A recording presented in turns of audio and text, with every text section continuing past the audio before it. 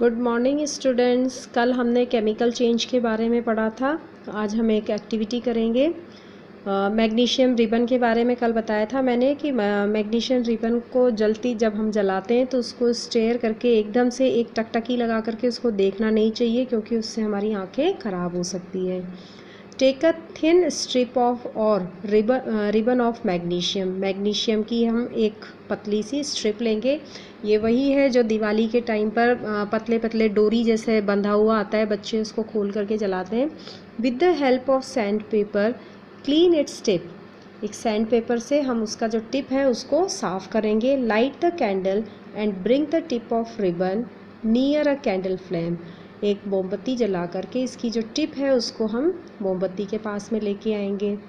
It Burns with the brilliant white light. जैसे ही हम इसको जलाते हैं तो ये सफ़ेद रंग की रोशनी के साथ में जलता है।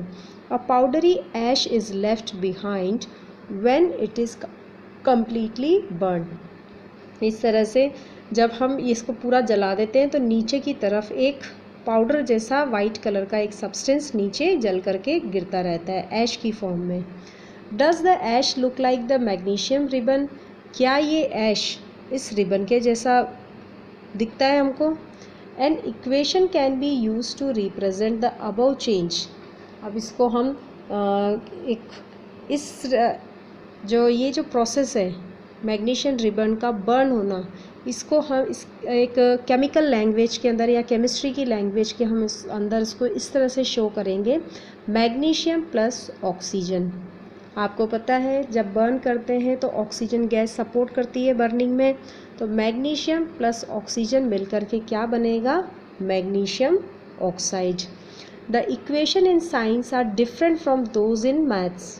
In these equations the arrow implies becomes। ये एरो का मतलब है becomes। ये दोनों मिलकर के क्या बन जाएंगे, magnesium oxide. At this stage no attempt should be made to balance chemical equation। ठीक है। Add a small amount of water in the ash। अब इस ऐश के अंदर हम थोड़ा सा पानी मिक्स करेंगे। And stir the mixture well। और इसको अच्छी तरह से मिक्स करेंगे। Take the blue and red litmus paper and test the mixture. अब हमने प्रीवियस चैप्टर एसिड बेस के अंदर हमने लिटमस पेपर के बारे में पढ़ा था, ब्लू एंड रेड, उससे हम टेस्ट करेंगे। Does the mixture turn blue litmus red. Does the mixture turn red litmus blue. इन दोनों में से कौन सा होगा इसके अंदर, ब्लू रेड में कन्वर्ट होगा या रेड ब्लू में कन्वर्ट होगा। New substance is formed on dissolving the ash in water. यहाँ पर क्या होगा, ये दोनों मिलकर के मैग्नीशियम ऑक्साइड बनाएंगे, और जब हम इसको पानी में घोलते हैं तो बिल्कुल एक नया सब्सटेंस बनता है। This change can be represented in a form of the following equation. Magnesium oxide बन गया, मैग्नीशियम और ऑक्सीजन मिलकर के जब हमने मैग्नीशियम ऑक्साइड को के अंदर हमने पानी डाला तो मैग्नीशियम ऑक्साइड और पानी मिलकर के क्या बन गए, मैग्नीशियम हाइड्रोक्साइड। Magnesium hydroxide. ठीक है। In chapter 5 we learn that magnesium hydroxide is a base. So on burning of magnesium a new substance formed in magnesium oxide. by mixing magnesium oxide with water we get another new substance which is magnesium hydroxide।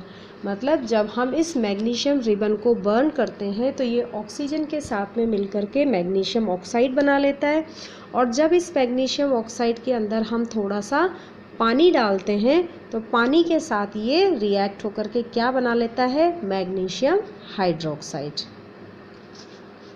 मतलब दोनों ही stage में क्या हो गया, एक नया substance form हो रहा है ना।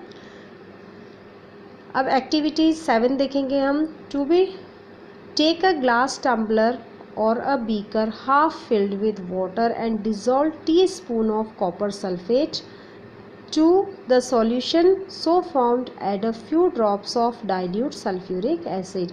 एक इस तरह का बीकर लेंगे और उसके अंदर हम क्या डालेंगे, आधा इसको पानी से भर देंगे और 1 चम्मच इसके अंदर कॉपर सल्फेट डालेंगे। ठीक है, कॉपर सल्फेट का जो पाउडर है वो डाल देंगे। To the solution so formed, अब इसके अंदर हम क्या डालेंगे, डाइल्यूट सल्फ्यूरिक एसिड डालेंगे। You will get a blue colour solution, sulphuric acid डालने के बाद हमको इस तरह का ब्लू कलर का सॉल्यूशन मिलता है। Take a small sample of the solution in a test tube और in a small glass bottle, इसको हम एक दूसरे ग्लास में या थोड़ा सा इसमें से टेस्ट ट्यूब के अंदर या एक ग्लास बॉटल के अंदर लेंगे। टेक एन आयरन नेल और a use shaving blade and drop it into the remaining solution for 30 minute. अब इसके अंदर हम एक लोहे की ब्लेड या आयरन की लोहे की कील उसको हम इसमें डाल देंगे और 30 मिनट तक वेट करेंगे। Does the colour of the solution changes, क्या इसका कलर चेंज होगा? Compare it with the colour of the sample solution saved separately in a test tube और a glass bottle. Is there any change in the colour of the solution? इन दोनों के colour में 30 minutes के बाद हम क्या देखेंगे, इन दोनों का कलर में डिफरेंस है। स्टार्टिंग में ये क्या था, ब्लू कलर का था, अब ये कैसा हो गया, ग्रीन कलर का। The changes occur due to the reaction between copper sulphate and iron. ऐसा क्यों हुआ, क्योंकि इसके अंदर हमने क्या किसका सॉल्यूशन बनाया था, कॉपर सल्फेट का। ठीक है, कॉपर सल्फेट में जब हमने आयरन डाली तो कॉपर सल्फेट आयरन के साथ रिएक्ट हो गया। The colour of solution changes from blue to green, ये कलर ब्लू से कैसा हो जाएगा इसका, green, to the formation of a new substance iron sulphate. एक नया सब्सटेंस बना, कॉपर सल्फेट और आयरन मिलकर के क्या बन गया, आयरन सल्फेट बना, जिसकी वजह से इसका कलर क्या हो जाता है, ग्रीन कलर हो जाता है। Another new substance formed is copper which is present in the form of brown deposit on the iron nail.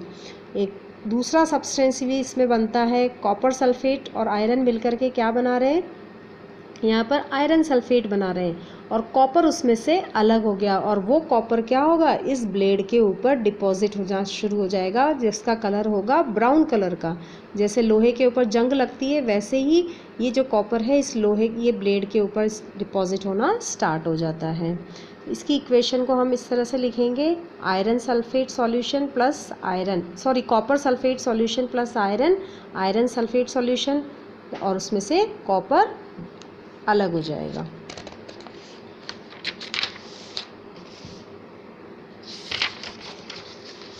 Now again एक एक्टिविटी करेंगे हम। Take a test tube and add a teaspoonful of vinegar in it. एक test tube लेंगे और उसके अंदर vinegar डालेंगे, vinegar यानी कि सिरका।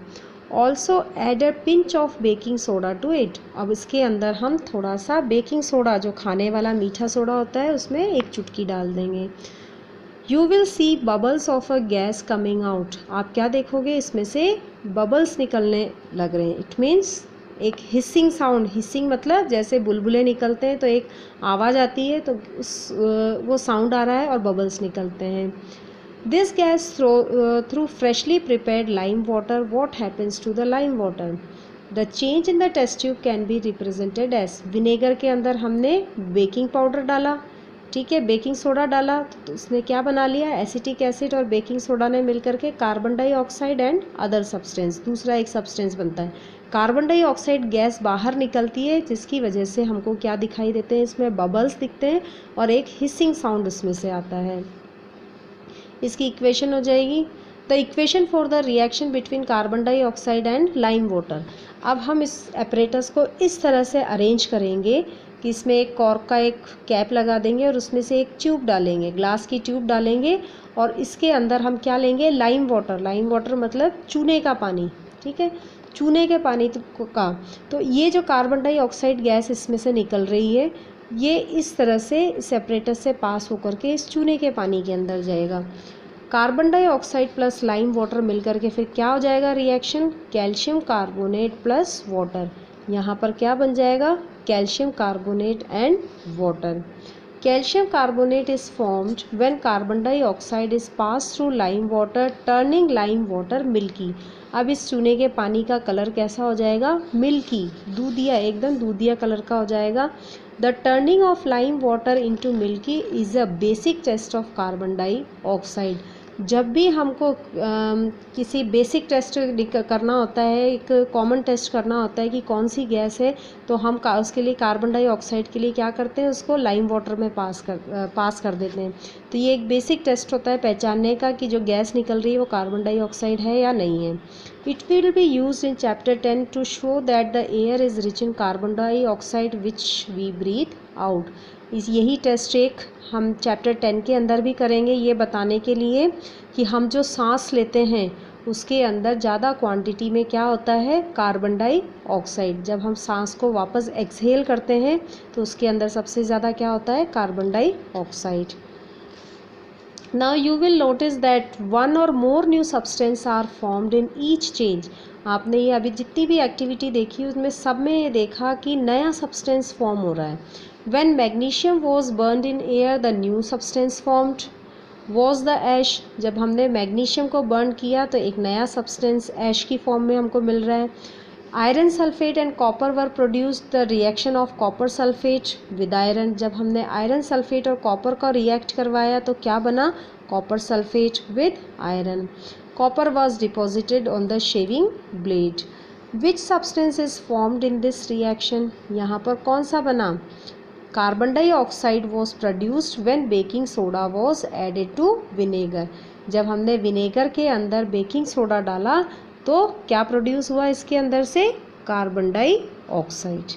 तो ये जितने भी चेंजेस थे ये सारे चेंजेस कौन से हैं, केमिकल चेंजेस, जिनको हम वापस पुरानी स्टेट में लेकर के नहीं आते हैं, बल्कि एक नया सब्सटेंस फॉर्म होता है जिसका मॉलिक्यूलर स्ट्रक्चर पहले वाले सब्सटेंस से बिल्कुल डिफरेंट होता है।